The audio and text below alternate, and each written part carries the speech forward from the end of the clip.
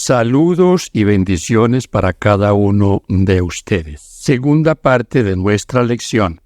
Misión en favor de los no alcanzados.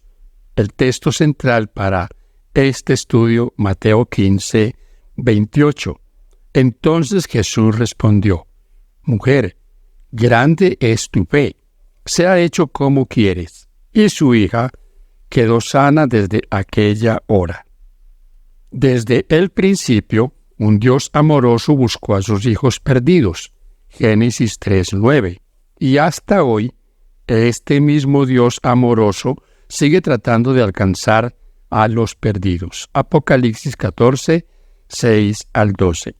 Incluyendo a los perdidos de las ciudades. En el 2018, la ONU publicó sus últimas estadísticas, según las cuales el 55% de la población del planeta vive en zonas urbanas. Y esta cifra aumentará, si el tiempo dura, hasta el 68%, en 2050. No tenemos opción. Debemos dar testimonio a los que viven en las ciudades. Sin embargo, muchos miembros del pueblo de Dios actúan como Jonás. Cuando son llamados a dar testimonio en una ciudad, por la razón que sea, huyen de la tarea.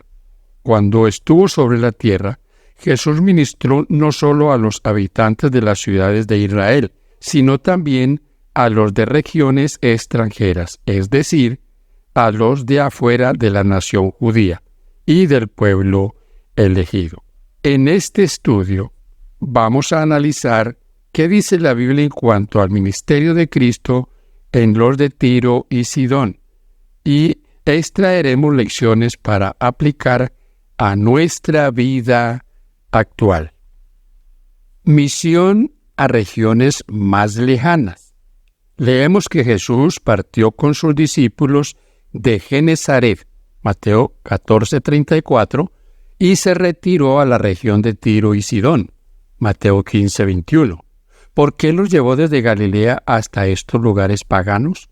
Llevó a los discípulos en este viaje de estudio a las fronteras de esas regiones extranjeras para que pudieran aprender. No podían aprender tan fácilmente en Galilea. Quería enseñarles lecciones que los ayudara a prepararse para su llamado de alcanzar a todos los grupos de personas, incluyendo a los urbanistas. Cuando leemos en los Jueces, libro de los Jueces, capítulo 3, versículos 1 al 6, primero libro de los Reyes 5, 1 al 12 y 11, 1 al 6, encontramos algo aquí bien interesante. Naciones que fueron dejadas para probar a Israel. Jueces 3, 1 al 6. Estos descarriaron a muchos del pueblo de Dios porque no fueron leales a Dios. Salomón terminó también en esa apostasía. El pueblo de Dios no fue leal a esa prueba, no soportó esa prueba. Mis hermanos queridos, los lazos económicos eran para ellos algo que los beneficiaba, pero eso no podía ser lo único en lo que ellos basaran su llamamiento del Señor. Sin embargo, a pesar de su historia de paganismo e idolatría y en su influencia negativa sobre la nación elegida, Jesús llevó a sus discípulos a estos lugares. De esta manera los inició en la misión urbana, transcultural, al confrontar sus prejuicios e intolerancia, y ejemplificó para sus seguidores la misión urbana integral a todas las culturas y nacionalidades. El misionero urbano adventista se enfrenta a muchos desafíos, entre ellos los relacionados con la salud y el medio ambiente. Otros son el elevado costo de vida, el racismo, la intolerancia, el nacionalismo y las restricciones a la libertad religiosa y de expresión. Sin embargo, a pesar de estos obstáculos, debemos trabajar por las ciudades. Una pregunta para que la reflexionemos. ¿Qué puedes hacer tú para ayudar a quienes se dedican al ministerio urbano? La lección para el día lunes está titulada En busca de las multitudes. ¿Qué dijo el Señor Jesús en cuanto a esta obra? Mateo 9, 35 al 38. Viendo la multitud, Él pidió a sus discípulos algo. Oren al Señor de la mies para que envíe obreros a su mies. Mucha es la obra y los obreros son pocos. Jesús sintió compasión por las multitudes, como las que se encuentran en la ciudad de Lucas 19:41. Describe allí, en Lucas 19:51, cómo Jesús lloró sobre Jerusalén. Quizás no comprendamos la profundidad del amor de Jesús por sus hijos, ni siquiera por las masas sin rostro que viven en las ciudades. Por eso, en Mateo 9:38, Jesús nos exhorta a que oremos para que nuestros motivos y nuestro corazón sean como los suyos. Veamos un poco en la palabra de Dios sobre la compasión del Señor Jesús por los que se pierden. Mateo 4:23 al 25. Y Jesús recorría toda Galilea, enseñando en las sinagogas, predicando el evangelio del reino y sanando toda enfermedad y toda dolencia de la gente. Su fama se extendió por toda Siria, y le trajeron todos los que se sentían mal, los afligidos de diversas enfermedades y tormentos, endemoniados, lunáticos y paralíticos, y los sanó. Y le siguió un gran gentío de Galilea, Decápolis, de Jerusalén, Judea y del otro lado del Jordán. ¿Notan, mis hermanos, la compasión del Señor por todas estas gentes? Y Él dice, están como ovejas que no tienen pastor. Después de su encuentro con los fariseos, Jesús se retiró de Capernaum y cruzando Galilea, se fue a la región de colinas en los confines de Fenicia. Mirando hacia el oeste podía ver, dispersas por la llanura que se extendía abajo, las antiguas ciudades de Tiro y Sidón, con sus templos paganos, sus magníficos palacios y emporios de comercio en los puertos llenos de barcos.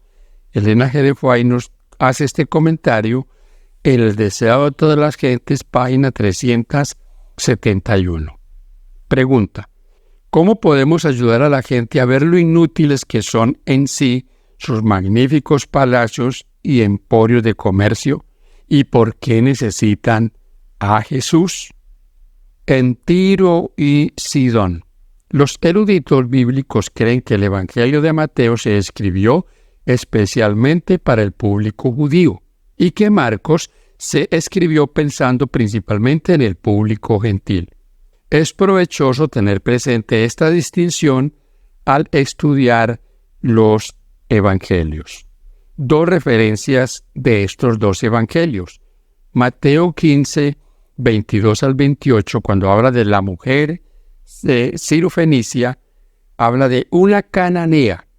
Y en Marcos 7, 24 al 30, dice el escritor que era griega y sirofenicia gentil. Hay una diferencia en estos dos conceptos, porque vamos a mirar ahora cómo el Señor quiere derribar esas barreras culturales, ese asunto que a los judíos tanto les había perjudicado.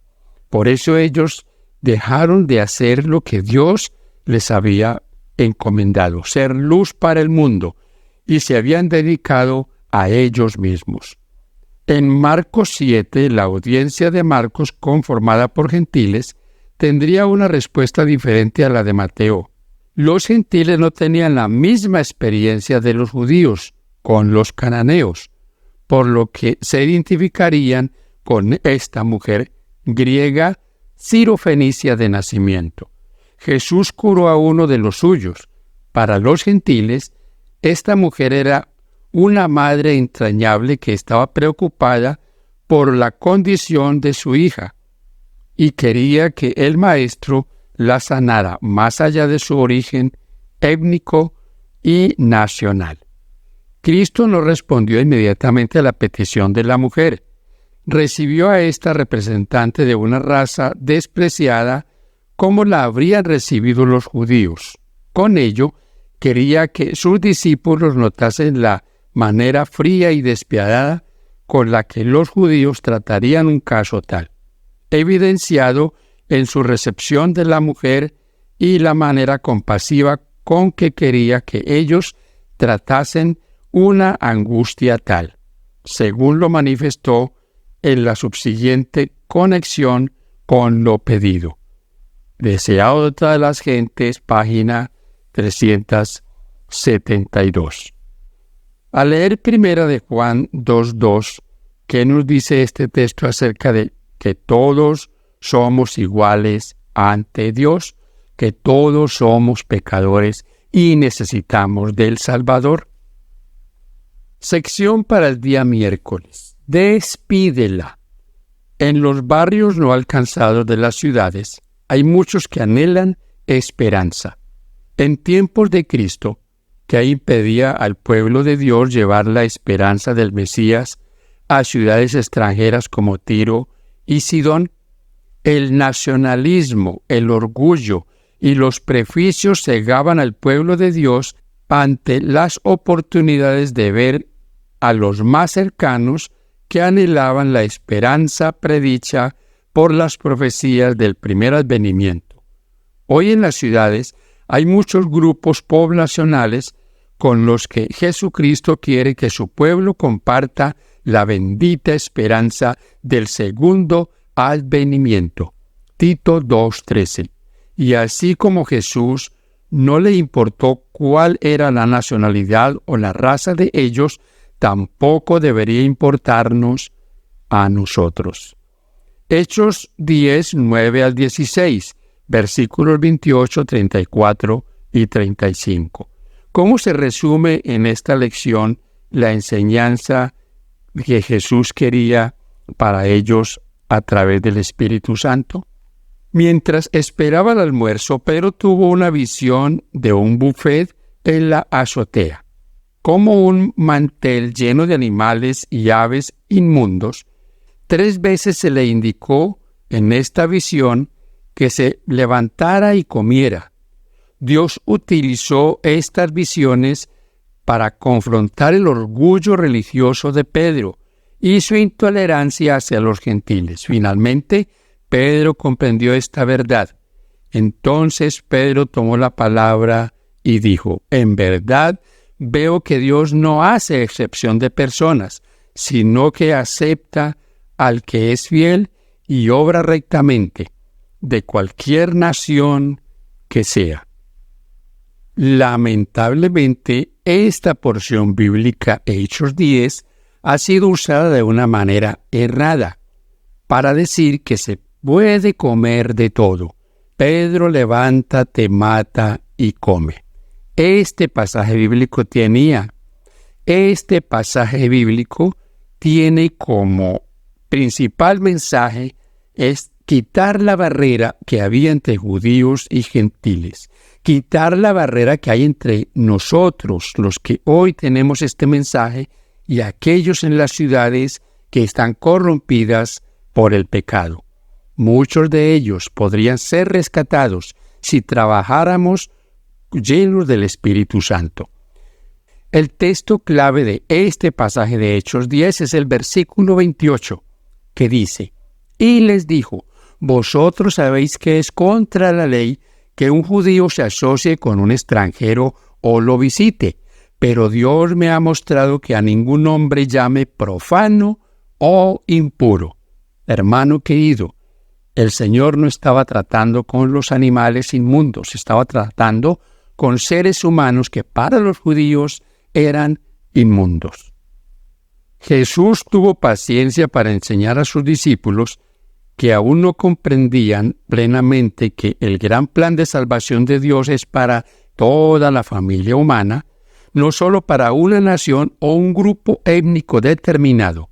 El Espíritu Santo puede ayudarnos a superar nuestros prejuicios y favoritismos para llevar a cabo nuestra misión en las ciudades. En Gálatas 2:11-13, leemos la dificultad que hubo entre el apóstol Pablo y Pedro, porque Pedro aún estaba haciendo excepción de personas. Se juntaba con unos, pero cuando llegaban los de su nación, entonces los abandonaba y se iba con ellos. ¿Qué nos enseña esto, mis hermanos queridos? ¿Debería haber entre nosotros también este espíritu, un espíritu que nos lleve a ser exclusivistas? Claro que no. El que tiene el Espíritu Santo en su vida no hace esto. Fe en la tierra. En Lucas 18:8, Jesús plantea esta pregunta al final de una de sus parábolas. Cuando el Hijo del Hombre venga, ¿hallará fe en la tierra? Como discípulos actuales de Cristo necesitamos vislumbrar lo que Jesús está buscando. En esta historia podemos ver que Jesús busca la fe que brilla incluso en medio de la oscuridad. En Mateo 8:10 y 13, 9:2, 20:29 al 34, Marcos 2:5, 10:46 al 52 y Lucas 18:35 al 43, se nos dice que había fe en muchos que no tenían conocimiento del Señor. ¿Hay fe en la tierra? ¿Habrá fe en aquellos que no conocen de Dios? Mi hermano querido, tenemos ilustraciones en la palabra de Dios de hombres y mujeres que oraban a Dios, que hacían cosas a las que Dios agradaba y que no conocían del Señor Jesús. ¿Fueron guiados? Por supuesto que sí. Puedes leer el caso que hemos visto en Hechos capítulo 10. Cornelio fue un hombre que Dios guió al conocimiento de la verdad. Tenemos desafíos, muchos desafíos. Ciudades, mis hermanos, poblaciones, campos que están, como dice la Escritura, ya maduros. Solo se necesita trabajar entre ellos. Algunos de ellos, por supuesto que la gran mayoría va a rechazar el mensaje, pero nuestra labor es predicarlo y el Señor hará la obra en muchos de ellos. En el libro Deseo de todas las gentes dice lo siguiente en página 25. Entre aquellos a quienes los judíos llamaban gentiles, había hombres que entendían mejor que los maestros de Israel las profecías bíblicas concernientes a la venida del Mesías. Algunos lo esperaban como el libertador del pecado. Los filósofos se esforzaban por estudiar el misterio de la economía hebraica, pero el fanatismo de los judíos estorbaba la difusión de la luz. El Señor Jesús, el poderoso Salvador, ha muerto por estas almas. Él puede despertarlas de la indiferencia, puede despertar la simpatía, puede enternecer el corazón, puede revelar al alma la belleza y el poder de la verdad. El maestro obrero es Dios y no el hombre finito. Sin embargo, Él llama a los hombres para que sean los agentes por medio de los cuales pueda impartir luz a los que están en tinieblas. Dios tiene joyas en todas las iglesias y no nos corresponde a nosotros hacer una denuncia radical del mundo religioso profeso, sino con humildad y amor presentar a todos la verdad tal como es en Jesús, que los hombres vean la piedad y la devoción, que contemplen la semejanza de Cristo en el carácter y serán atraídos a la verdad. Deben exaltar a Jesús, el Redentor del mundo. Deben sostener la palabra de Dios. Elena G. de Foucauld escribió este pensamiento en la Review Herald de 1893. Llamo la atención a este pensamiento, mis queridos hermanos. No es nuestro trabajo condenar a los demás. Es nuestro trabajo exaltar la verdad. ¿Hallará el Señor fe en la tierra cuando vemos tanta maldad en este mundo? Mi hermano querido, usted y yo hemos sido llamados para llevar esa verdad a las naciones. No tenemos que irnos a tierras lejanas. ahí a nuestro alrededor tenemos un trabajo por hacer. Que Dios te bendiga, te llene de su espíritu y podamos ser esos obreros que harán la diferencia, que serán luz en tinieblas. Que Dios te bendiga.